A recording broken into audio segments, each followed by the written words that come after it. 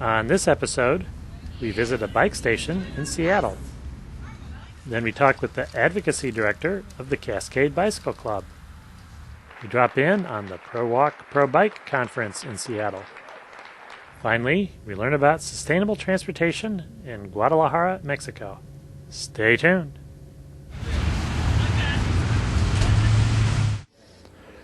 We're in Seattle, Washington, talking with Andrea White, who's Executive Director of Bike Station. What is Bike Station? Bike Station is a nonprofit organization that helps to plan, design, build, and operate bike transit centers.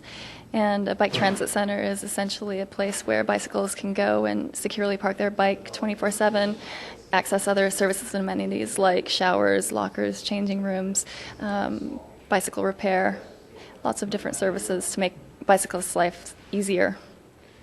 And we're at a bike station here in Seattle. You find all those services here in this building? No, each facility is unique according to the needs and resources of the individual location. And here in Seattle, what we have is secure bike parking 24/7. We have the Bicycle Alliance of Washington offices, and there's a repair stand, there's a Lost Bikes program, and a restroom. For someone commuting by bike in Seattle, how would this facility help them? Well, it could help them in a number of ways.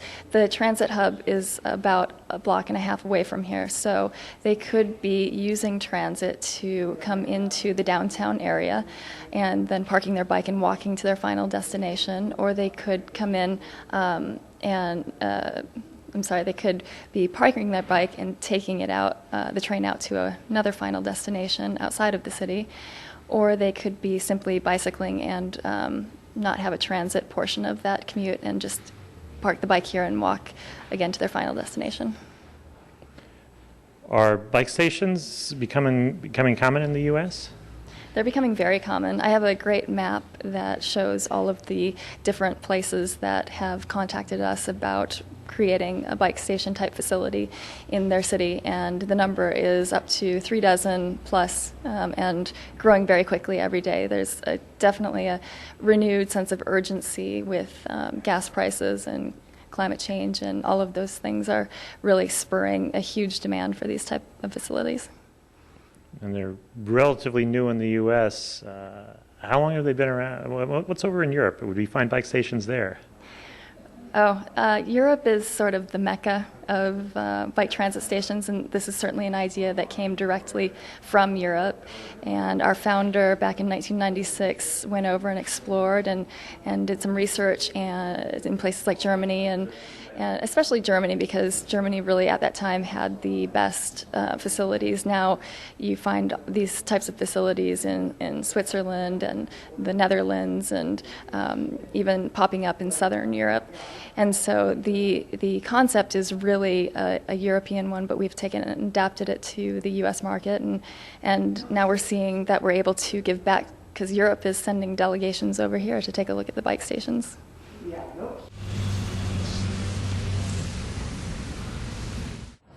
We're in Seattle talking with David Hiller, who's Advocacy Director for the Cascade Bicycle Club.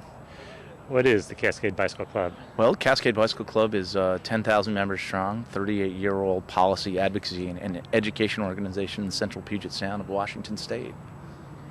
And as Advocacy Director, what are some of the issues you're working on now? Well, we've got some really big issues. Our state legislature passed a climate protection bill last year that includes a commitment to reducing vehicle miles traveled by 50% per capita by 2050. And non-motorized can play a huge role in that.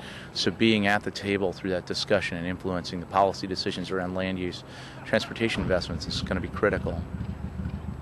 It's an ambitious goal.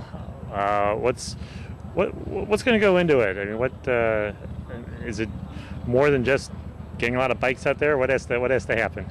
Well, I mean, land use is really the tail that wags the dog on transportation. If things are too far apart, it's too long to walk between them. It's too long to bike between them. I mean, we have this tolerance for travel time. It's about half an hour or so. And after that, it's just too it's time.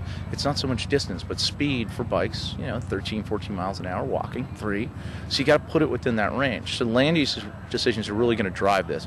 No more cul-de-sac suburbs sprawled out all over the place. Not only can't we afford them, societally because of our obesity crisis and everything else, but globally we have to take responsibility for that. Their carbon footprint is just too darn big. Compact, walkable, bikeable communities, communities that have great facilities in them, streets for people. It's complete streets taken a step further. We price parking so that you don't move your car 6 times to do 6 trips inside a small community. You park your car once, you walk all day. We really need to get to those core issues of how we've subsidized driving or made driving the only viable way to get around. You got, state government, county government, city government. I assume you're working with all these different people, and they're all going to have a role in this, right? Oh, absolutely. King County, we're working with them on their Healthscapes program, which includes a transportation prioritization tool that will basically assess the health impacts of transportation investments and help us program them in a way that puts active transportation first. We're at the table for that. In local government, we were prime movers behind the Seattle Bicycle Master Plan, a 450-mile network starting at 60. 450-mile network in just 10 years, $250 million for bikes in 10 years in the city of Seattle. We work with the communities around us, Bellevue, Washington, Kirkland, where we passed the first complete streets ordinance in Washington State just a year and a half ago. And anyone else that's in our service area, as well as branching out to help other communities outside of our immediate service area. Seattle area, a lot of bodies of water, the issue of connectivity, getting across them. Even if you can see it, if you can't get to it, you're in trouble. What sort of issues are you dealing with there? Oh God, bridges. Bridges are really important. In the city of Seattle, we really only have one local bridge that connects one part of the city to another that's really got decent, by most standards, decent accommodation for bikes and pedestrians. The University Bridge, the others, very expensive to retrofit, but the big ones that cross the lake, where we only have one bridge that has bike and pedestrian access, the I-90 bridge, and the 520, which needs to be reconstructed for seismic reasons, which has no accommodation. So a $4.5 billion project to rebuild that bridge. We're at least 10 years away from finishing it, that connects a little company called Microsoft to a little city called Seattle. That already has 1,100 bike commuters. When we connect them and turn what's an 18-mile commute to a 7-mile commute, things are going to change in a big way over there in Redmond, Washington, in terms of people getting from origins to destinations, from homes to work. The I-90 bridge, they were silly enough they've taken it back, but they need to replace some expansion joints there. They're big. These aren't little metal things. These are 4 feet wide and 40 feet long and 8 feet tall. But their proposal was to next July close the bike ped facility, the only one that crosses Lake Washington, for the entire month. 600 people use that in 2 hours in the morning to get to work. They were talking to us about shuttle buses. They were trying to figure out how they were going to shuttle 600 bikes from Mercer Island to Rainier Avenue, and then they said, it's not going to work, so we're going to have to figure something else out. So there were big issues around that. We have no redundancy on those bridges. We lose one for bikes, and we're in deep water, so to speak. So the I-90, it's sort of an interesting bridge. It's a floating bridge, which out east we don't see a lot of those, and then you get to the Seattle side and you got a big tunnel. Tell us a little bit about your network there. Well, the floating bridges are unique to Washington State. They're a very cost-effective solution for crossing long spans that are deep. The Hood Canal Bridge has a floating section out on the Kitsap Peninsula. The 520 Bridge and the I-90 Bridge have floating sections of span. The tunnel, the Mount Baker Tunnel, if that's what you're talking about, we've actually got a bike tunnel that runs parallel to the tunnel that goes through the Mount Baker neighborhood. This was really one of the last of the Taj Mahal highway projects in an American city. It actually, for its day, it had sort of carte blanche bike and pedestrian amenities, and it was unique. And it was clear that they were thinking toward a future that was multimodal and that was more community sensitive. They didn't carve a huge gully through a very nice neighborhood in Seattle. They lidded a lot of it in Mercer Island, the community in between Seattle and Bellevue. But we've got a whole bunch of other bridges. The Ballard Bridge between one of the fastest growing residential neighborhoods in the city and downtown has 4-foot sidewalks on each side. That's it, and free right turns for traffic that you've got to cross when you get to the ends. The Montlake Bridge, you're up on a sidewalk with pedestrians right next to the University of Washington. Not a good scene for bikes. The Fremont Bridge, the busiest bridge for bicycles in the state. 2,000 bikes a day, 1,000 pedestrians a day, 2 4-foot sidewalks on the lift span of the bridge. I mean, the water is both one of our greatest assets and one of our biggest challenges from an engineering standpoint. And you go to the city, you think you've got good arguments. How does it help your case to have that many members out there? I'll tell you, it softens the turf pretty quick. We can drop a lot of communications, pro or con, supportive or outrage, so to speak, on elected officials pretty quickly. The Seattle Times refers to us as the powerful Cascade Bicycle Club. It goes to our head, but no, it doesn't. We got so far to go. There's things that we still can't move. The discussions around mandatory maximums for parking instead of mandatory minimums. Get the projects where we routinely forget to accommodate bicycles. We're getting better at all of that, but we're still not where we need to be. So our members matter. Having great staff at our organization matters, but a lot of work ahead of us.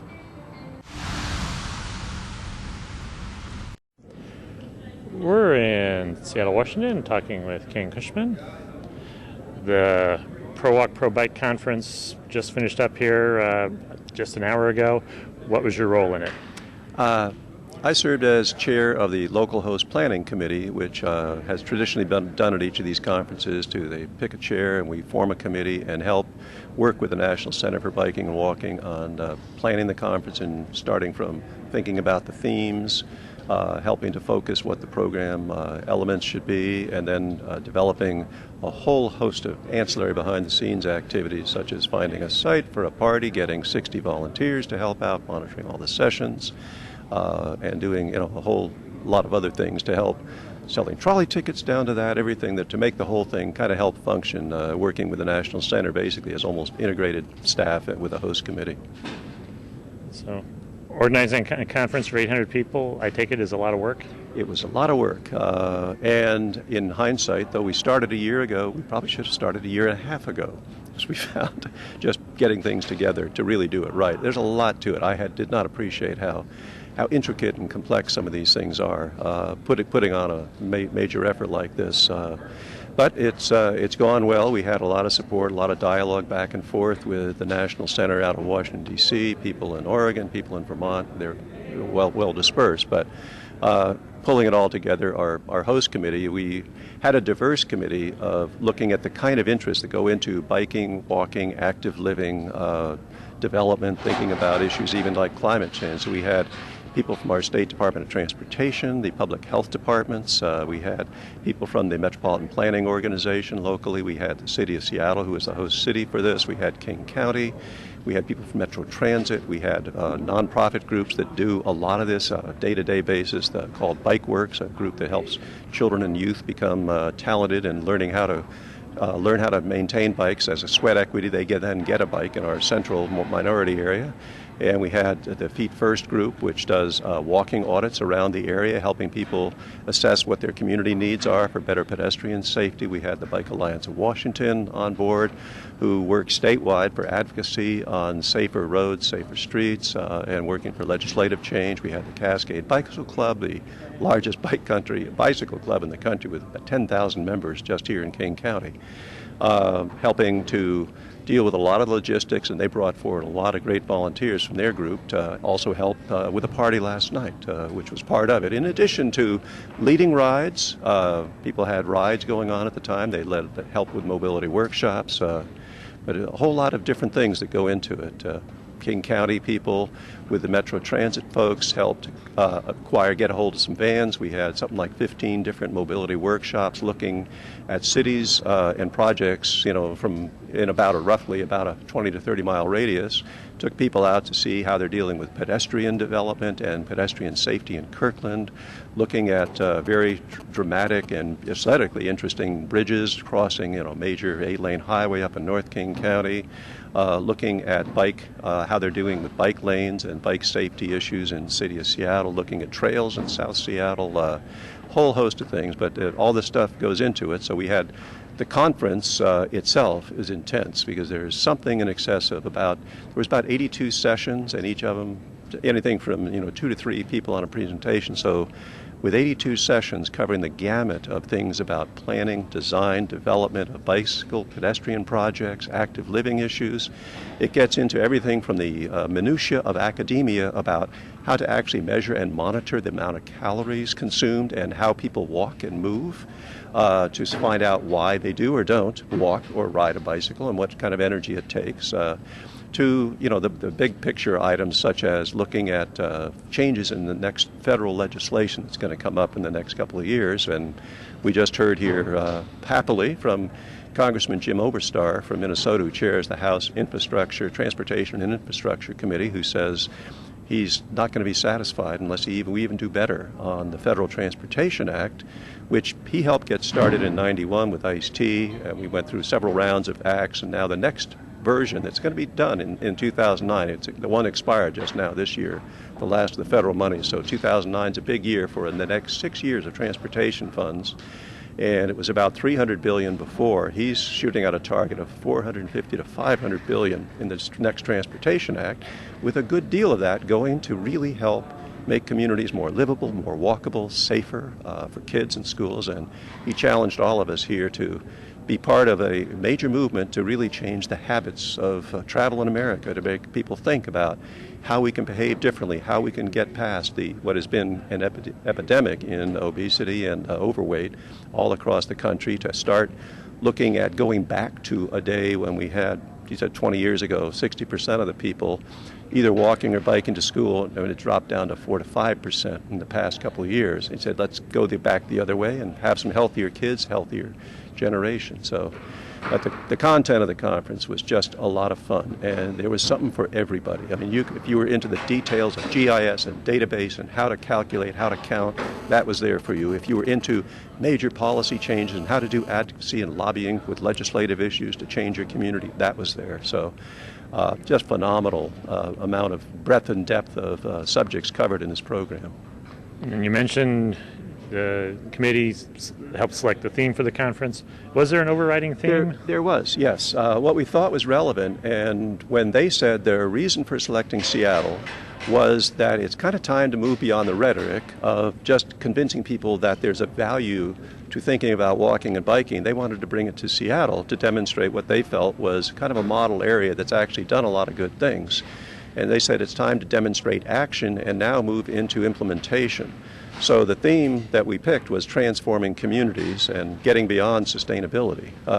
So the idea was to look at how, through using all the possible tools that are at our hands, from data to planning to GIS to advocacy and politics all around, what can we do to help train and educate citizens, elected officials, planning, public works people, engineers, on how to better change their communities to make them safer, more livable, and generally more enjoyable. And the other side of it, which we heard a bit about too, which is kind of nice, is the bottom line is we will save money. It's good for business, good for the economy, good for reducing our dependency on oil, good for improving our air quality, dealing with climate change. So it's not just a kind of a nice little casual recreational thing we ought to be doing. It's a very serious transportation mode, and we heard Congressman Oberstar repeat that, and he said he's putting that in the next bill, because some people haven't taken bicycling and walking seriously and don't consider it a real mode. It's just kind of a frivolous thing. He's going to make sure that changes.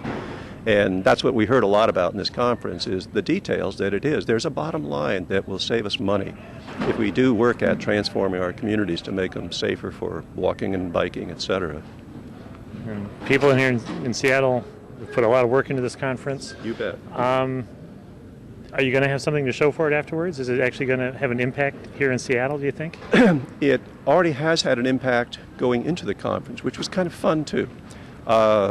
When you have something this major coming, which is, for those that aren't aware, this ProWalk, ProBike conference is a very prestigious North American conference that's rotated around the country, North America, either Canada or the United States, every 2 years for the last 30 years, and this was the 15th such conference.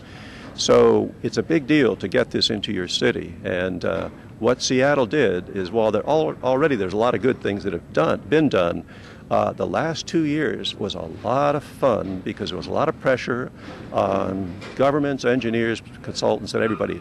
Get it good, make it look good, let's get a lot of stuff finished.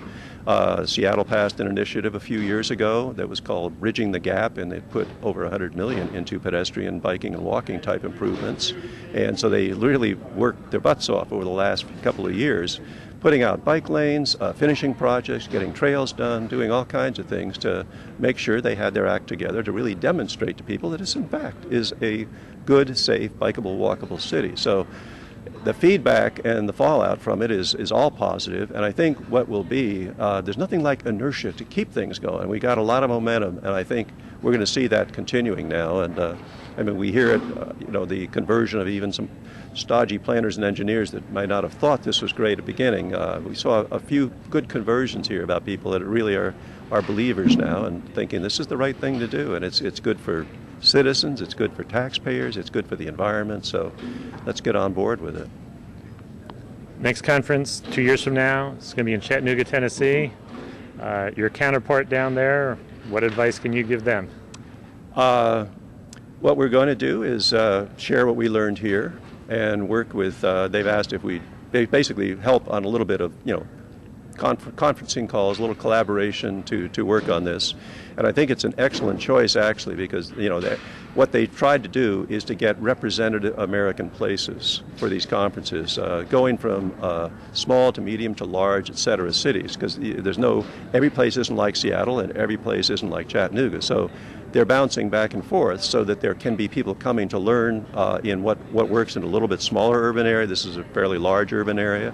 So next time it's in Chattanooga, and possibly there may actually be more cities and communities of that size all across the country than there are Seattle. So what works here is fine, and it's a big urban area, but I think we're going to learn a lot and take on in Chattanooga what will happen in a little bit smaller urban area, but nonetheless high quality. It looks like they're well on their way to doing a lot of good work.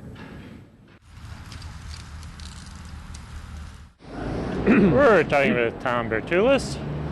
So what have you been doing in Guadalajara? Well, I'm working for a company called ITDP, the Institute for Transportation and Development Policy, that does sustainable transport projects around the world. And we're trying to make Guadalajara bicycle friendly.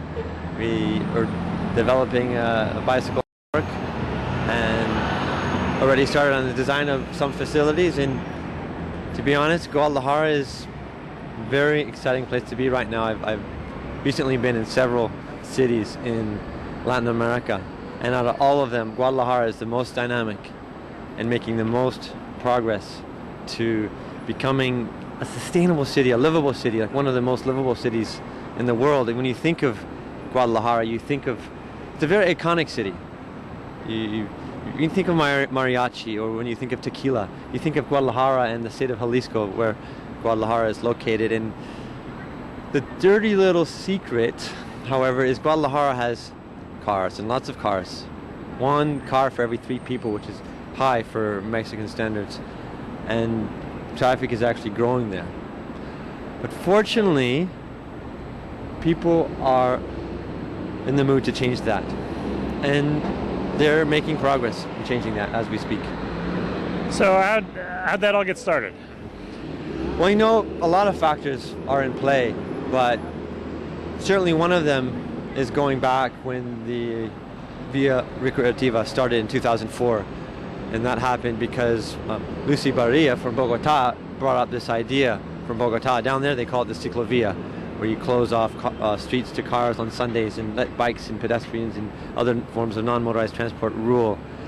And it really started to change Guadalajara. Biking had been around for a century, but it was mostly considered for the poor. and it started to become more mainstream and started to get people more excited. That and the advent of the Pan American Games, which are coming to Guadalajara in 2011. People in Guadalajara are excited about that. The same way the Olympics transformed Beijing, Guadalajara is being transformed in preparation for this. They want to be modernized. And thanks to the stars aligning and a couple key players, they want to modernize in a sustainable and a livable way. So who are the key players in all this?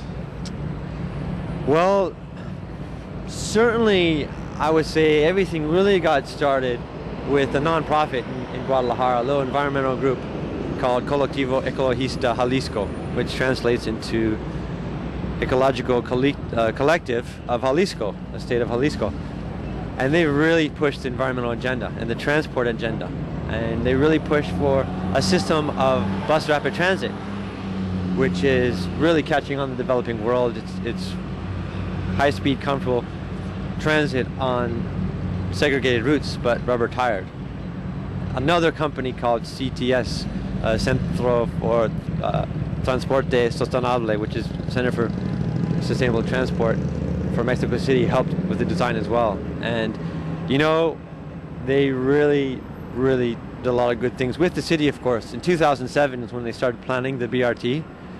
And thanks to a lot of planners and engineers and designers working 12-hour days, they pushed up the schedule. By 2008, they're already starting construction. And so they're really doing really well down there.